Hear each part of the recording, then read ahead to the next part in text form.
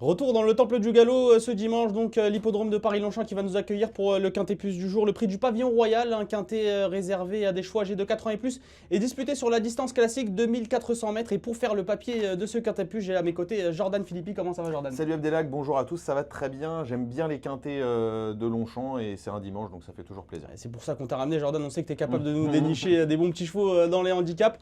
Et on va attaquer directement ce quintet plus. Si tu le veux bien, Jordan, déjà, comment il t'inspire ce Il petit quintet? m'inspire plutôt bien parce qu'il y a des chevaux que j'ai en note depuis pas mal de temps, des chevaux qui ont confirmé leur compétitivité handicap et notamment mes trois préférés. Et mon quatrième préféré également, je proposerai un champ total avec 4 bases. Et je pense que la distance de 2004, il y a pas mal de chevaux qui sont rallongés. Le fait d'arriver sur 2004, ça permet d'en écarter certains et d'en préférer d'autres. Le bon terrain, a priori, on aura un terrain qui sera assez rapide. Oui. Et je pense que ça permet aussi de réduire les possibilités. Je l'ai dit rapidement en introduction, on a affaire ici à des 4 ans et plus. Et Jordan, toi, t'as acheté ton dévolu sur une 4 ans dans cette épreuve. Ouais, le numéro 9, Mos Glamorous, que j'aime particulièrement. L'autre jour, dans le prix de la Gloriette à Saint-Cloud, elle a vraiment terminé dans une belle action. C'est déjà une jument qui avait montré, enfin une pouliche qui avait montré des moyens l'an dernier. Elle avait vraiment gagné très plaisamment sur l'hippodrome du Mans il y a quelques mois de cela, sur une piste qui était assez rapide. Je pense que c'est une jument par contre qui est dépendante du bon terrain. C'est une bon terrain dépendante, comme on dit dans le jargon.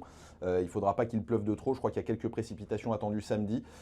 Mais si le terrain reste rapide et que le train est assez sélectif, je pense qu'elle va très bien finir son parcours, et le fait d'être allongée sur 2400 mètres, je pense que ce sera qu'un plus parce que dernièrement à Saint-Cloud, on a vu qu'elle a passé le poteau avec beaucoup de ressources et puis en plus elle est associée à Stéphane Pasquier, Monsieur Quintet. Stéphane Pasquier, donc en selle sur son numéro 9 pour l'entraînement Clément Hermans. Le numéro 9, donc, qui aura ta préférence, Jordan.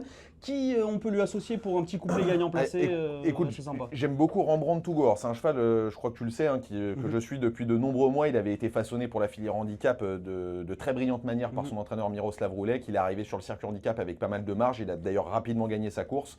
Derrière, il a confirmé malgré la pénalité dans les quintés notamment, et son entraîneur a décidé de le rallonger. Je pensais franchement que c'était une mauvaise option, connaissant le comportement du cheval, et finalement il s'est montré encore peut-être meilleur sur 2004 que sur 2000 mètres. Cheval qui a beaucoup de fond finalement, contrairement à ce que je pensais. Il est associé à Marvin Grandin qui lui aussi est en très grande forme. Le petit X, c'est le 14 dans les stalles, mais sur une piste sélective comme Longchamp, je pense que ça peut venir de partout. Voilà, il faudra aussi qu'il y ait du train parce que je pense qu'il n'ira pas devant, et il faudra qu'il y ait une allure assez sélective pour qu'il puisse s'exprimer. Mais si tel est le cas, et je pense que le bon terrain va l'avantager, contrairement à d'autres, c'est un vrai postulant en première place.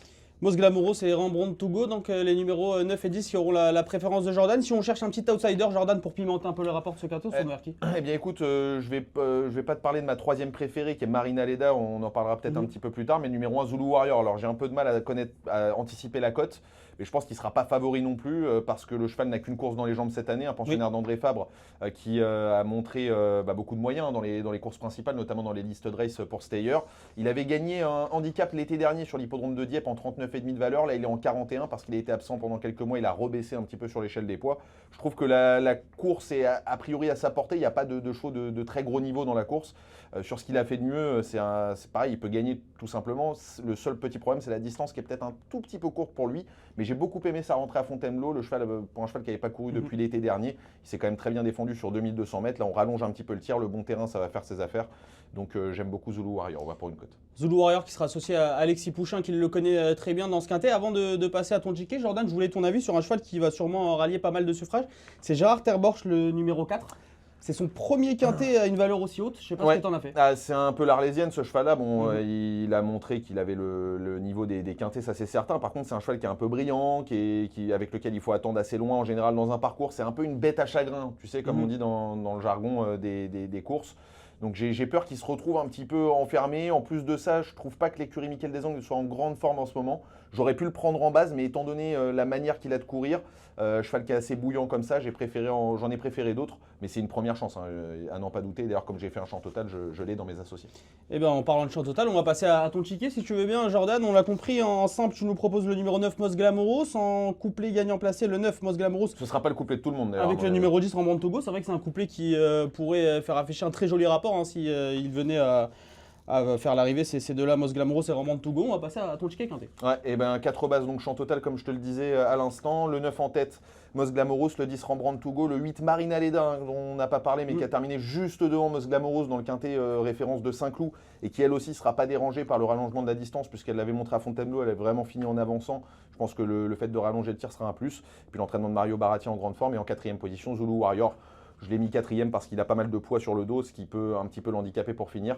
Voilà donc mes 4 préférés, 9, 10, 8 et 1, avec un X donc en 5e position, champ total, un ticket à 12 € en flexi 50%, Abdelak. Merci Jordan, Merci à toi, merci à vous tous. de nous avoir suivis. Rendez-vous si vous le pouvez un dimanche sur l'hippodrome de Paris-Longchamp. oui. Très très jolie réunion avec une météo qui devrait être plutôt clémente. Donc n'hésitez pas à aller sur l'hippodrome. En attendant, pour effectuer votre papier au mieux, n'hésitez pas non plus à vous rendre sur notre site equidia.fr où il y aura toutes les informations pour vous aider à faire votre papier au mieux.